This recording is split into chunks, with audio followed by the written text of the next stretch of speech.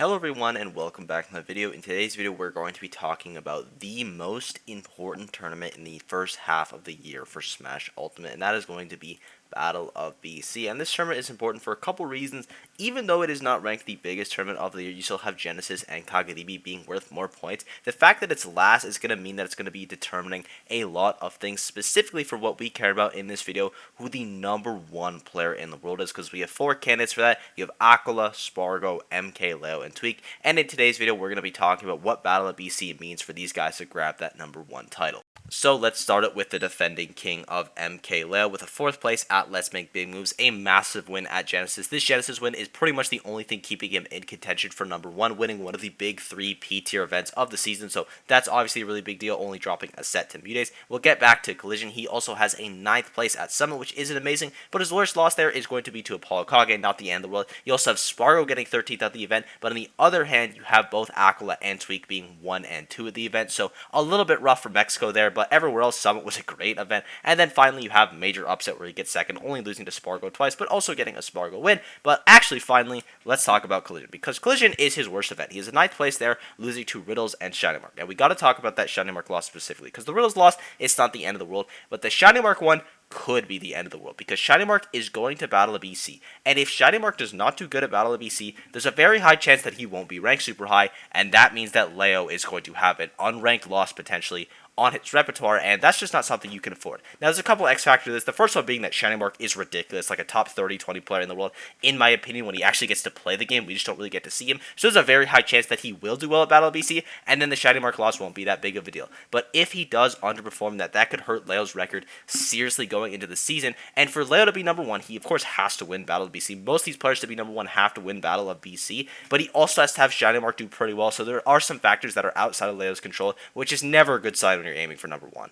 Next up, we have Tweek, who starts off the year really strong with a big win at Let's Make Big Moves, not dropping a single set, which is really important for the head-to-heads. He gets wins on Spargo, 2 wins on Spargo, and a Leo win. 7th place at Genesis, only dropping games, or rather sets, to Gluttony and Light. Level Up Expo, 2nd place there, only losing to Light. Collision, he gets 7th place, only losing to Spargo and Lima, and Lima's probably going to be his worst loss of the season, just because Lima has a 97th at Let's Make Big Moves, but also Lima top 8 at Collision. He's been doing really well in Japan. If he does well at Battle of BC, you could see Lima getting a top 40, maybe even top 30 ranking, which honestly, that being your bad loss is not the end of the world. Then he has a 2nd place at Summit, only dropping 2 sets to Acola and a set to Proto Bonham. Now, Proto Bonham might count as an unranked loss just because we haven't really seen a ton of tournaments from here. Kind of the same thing as Shining Mark, except Proto Bonham a little bit more proven of like a top 5 caliber player. So we're going to have to see how that comes down to it in the actual rankings. If Proto Bonham counts as an unranked loss, that's obviously going to hurt Tweek super hard, but I don't imagine they're going to count him like that. So we're going to say, for the sake of this video, Proto Bonham, not a bad loss at all, because it is Proto Bonham, even though he doesn't have a lot of results. We know he's a ridiculous player. His worst loss is going to be to Lima, and if your worst loss is to Lima, you're sitting in a pretty good spot.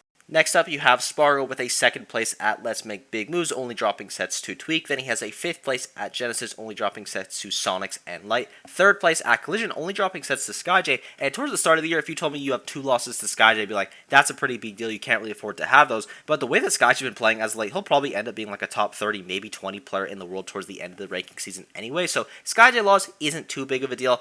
But now we come to Summit, and this is a little bit rough, because this is his worst performance, probably the worst performance of anyone in contention for #1 in the world. He loses to Kurama, Mutes, Riddles, and Void. Now, Void, he will very likely be unranked this season, even though he has some decent results. You know, he has a good level of Expo, he has a good Kagaribi, he has a good Genesis.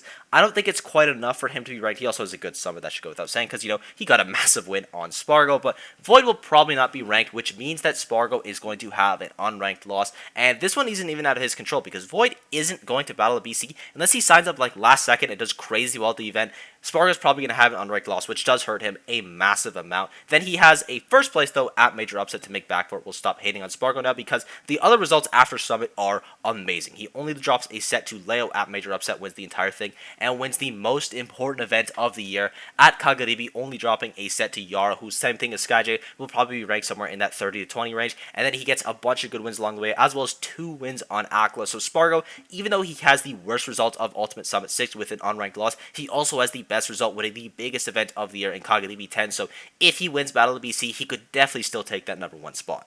And finally, we have the number 1 player in the world at this point in the game, in my opinion, and that is going to be Acola, who starts off the year with a huge win at Umabora, no sets dropped, then he has a 7th place at Genesis, only losing to Mutes and Spargo, 1st place at Kagaribi 9, only dropping 1 set to Asimo, 3rd place at Maisuma top 11, only losing to Mia and Ken, massive run at Summit, one of his most important runs, arguably his most important run, even though it isn't the biggest ranked tournament, the wins he just gets there are really important at Ultimate Summit 6, only dropping a set to Big D, getting wins on Leo, 2 wins on Tweek, and a bunch of other good players along the way. Then he has a couple regional wins, a big win at Maisuma top 12, and then last weekend, or rather this weekend, he has a 2nd place at Kagaribi 10, and even though it seems like a massive underperformance, Spargo won the whole event, it's still 2nd place at the biggest event of the year, so even though he has 2 losses to Spargo, it's still a really solid placement for him, and as you can see, Acola doesn't have bad losses. He has no bad performances. His worst placement is a 7th place at Genesis, and outside of that, it is a 3rd place at Maisuma. He has just been doing insanely well this year and is probably the most consistent player we have. Another player that's going to be key to who gets number 1 in the world is going to be Mutes. And Mutes applies to everyone but Tweek because he has wins on everyone but Tweek. He's 1-2 versus Leo, was beating him at Genesis and then losing twice at Genesis. He beat Acola at Genesis and he beat Spargo at Summit. And Mutes also has a lot of duds in Japan. He's a 65th at Maisuma, 49th at Delta, 97th at Kagaribi. And this is kind of the situation. We know Mutes is ridiculous. I mean, we all saw the Genesis run, but he has a couple underperformances that are going to mean that he probably isn't ranked as high as he might be expected to be.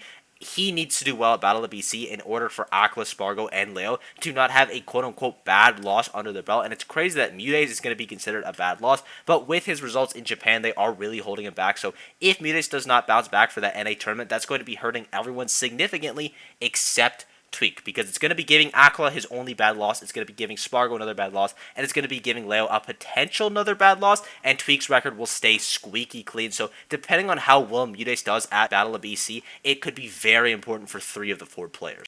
Now let's talk about the head-to-heads. Our first head-to-head is going to be Acola versus Leo, which is 1-0 in Acola's favor. That was at Summit. Then you have Acola versus Tweek, which is 2-0 in Acola's favor, also at Summit. Then you have Acola versus Spargo, which is 3-0 in Spargo's favor. So the only head-to-head Acola is losing is versus Spargo, but it is a dominant 3-0 in Spargo's favor. Like, when Acola plays Spargo, he just looks worse at the game. He does not know how to deal with Spargo's pressure. He's giving up an insane amount of rolls, and that's like very basic stuff that you can notice right away. So he needs to find a solution to deal with Spargo, because right now he doesn't have an answer, and to be fair, I don't have an answer either. Like, I'm not trying to downplay Acola and say he's bad. I have no idea how his people are supposed to deal with Spargo's aggression. He is so quick. It's one of the best things about him, but until he's able to figure that out, that's probably going to be a matchup that keeps going into Spargo's favor. But then you look at Spargo's head-to-head, he is losing versus Tweek 2-1, and then he's winning versus Leo 2-1, and then finally you have Leo versus Tweek, and you have Tweek winning that 1-0. So Spargo and Tweek, they're both winning 2 sets. Actually, Acola, Spargo, and Tweek, they're all going to be winning 2 of their 1 head-to-heads,